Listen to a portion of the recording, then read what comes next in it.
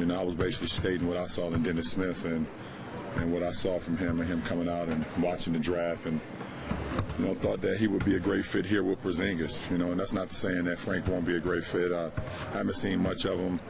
I knew about him from my best friend who I went to high school with, who actually played with him, you know, overseas the last couple of years. In 2017, the New York Knicks took a gamble. They passed on explosive scorers like Donovan Mitchell and Dennis Smith Jr. to draft an 18-year-old kid from France. Quiet, reserved, but full of promise. His name was Frank Ntilikina, nicknamed Frank the Tank. He was supposed to be the two-way cornerstone of a new Knicks era.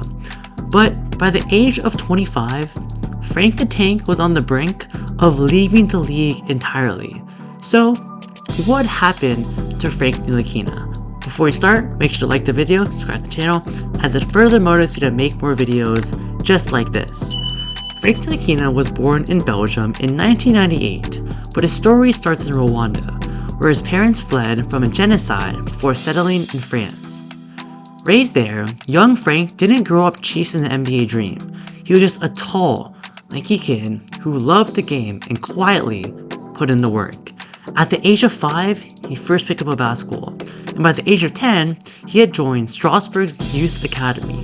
While other kids obsessed over Steph and LeBron, Frank idolized smooth playmakers like Boris Diaw and the legendary Tony Parker. It wasn't about the flash, the flashy plays, the highlight dunks, the game winners. Frank worried about the control, the precision, and was mature beyond his years. But it wasn't easy for him. He was playing grown men in France's top league, and by the time he was 15, sure, he didn't put up crazy numbers, but his coaches raved about his poise, court vision, and especially his lockdown defense. He was playing smart, NBA-style basketball in Europe, while most of his peers were in high school. Frank's breakout year came in 2016 at the FIBA U18 European Championship. He averaged over 15 points, 4.5 assists, and led France to the gold medal. In the finals, Frank the Tank went off, dropping 31 points and had 7 threes against Lithuania. Scouts around the world were taking notice. He wasn't just a project anymore, he was a legit prospect. And the buzz started growing more and more. NBA front offices loved his size, 6'5" with a 7'1" wingspan, and his willingness to defend. The Knicks, who recently hired French GM Steve Mills and had Kristaps Porzingis developing, they saw Frank as a perfect international pairing. A humble, coachable kid, the anti-Melo. This Knicks team was going through a different course, and they decided that on June 22nd, 2017, the Knicks picked Frank Ntilikina with the 8th overall pick. But Knicks fans were confused. They hadn't even seen him play. He was injured. He won't even join the summer league. And the franchise, it was already an absolute mess. Sure, they had some teams with Jeremy Lin, Carmelo Anthony, Omari Stoudemire, but they never did anything in the playoffs. They had rebuilt with Kristaps Porzingis, but he was going to face injury problems too. Literally, Phil Jackson was fired 6 days after the draft. Yep, the guy who drafted Frank fired days later. The next coach, they didn't know if they wanted to build around Frank Ntilikina. They didn't even know if they wanted Frank Ntilikina. And Frank, well, he's only 18. He barely spoke English and got tossed into the toxic mess that is the 2017 New York Knicks. It wasn't fun. Frank showed promise on his defense right away. He was guarding the likes of Kyrie Irving, John Wall, and even LeBron James, and holding his own. His footwork was elite. His closeouts were textbook. He read pick and rolls like a vet.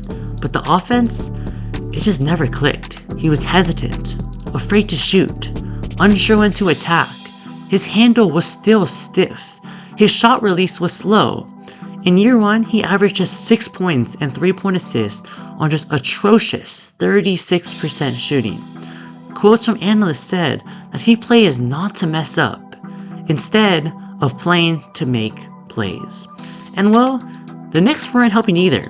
Coaching changes, new systems, no stability. Fizdale coming in next, promising to unleash Frank, but then benched him behind Emmanuel Mudiay. By year 3, Frank had 3 separate coaches in 3 separate roles, and he hadn't carved out that role in the NBA. By 2020, Knicks fans are returning.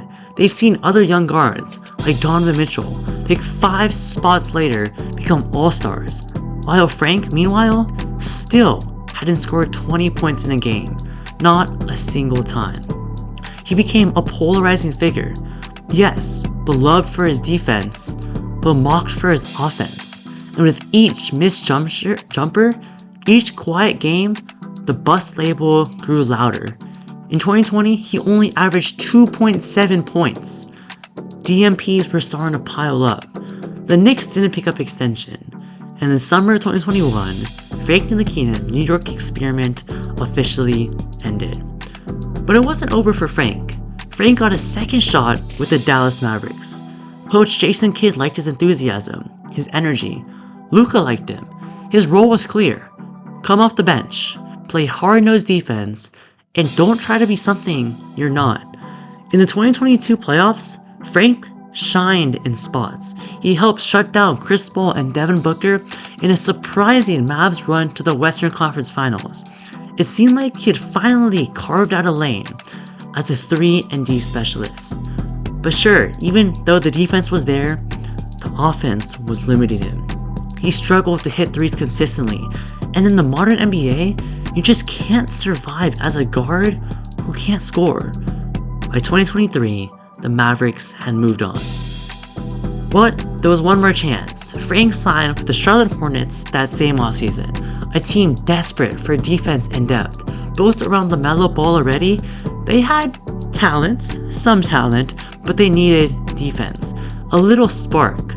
But in his first preseason game, tragedy struck. Ntilikina fractured his left leg, out indefinitely. In the time where he'd finally maybe carve out a role in the league with the Hornets, a team that needed his skill set, a massive injury. The Hornets waived him. No other teams picked him up. And by early 2024, Frank Ntilikina was out of the NBA. So, what happened to Frank Ntilikina? He was never a locker room problem.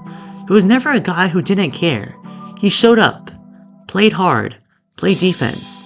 But in a league where offense is valued so much, Frank the Tank just never found the confidence, the rhythm, or structure to evolve his game.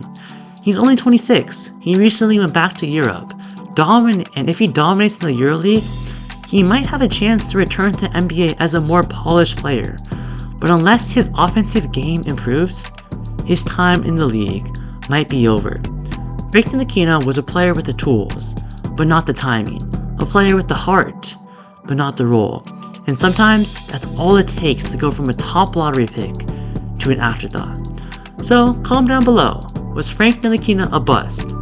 Or just a victim of bad development with the Knicks? Drop your thoughts in the comments down below. If you enjoyed this deep dive, make sure to like the channel, subscribe to the channel, subscribe for more videos like this. I'll see you next time.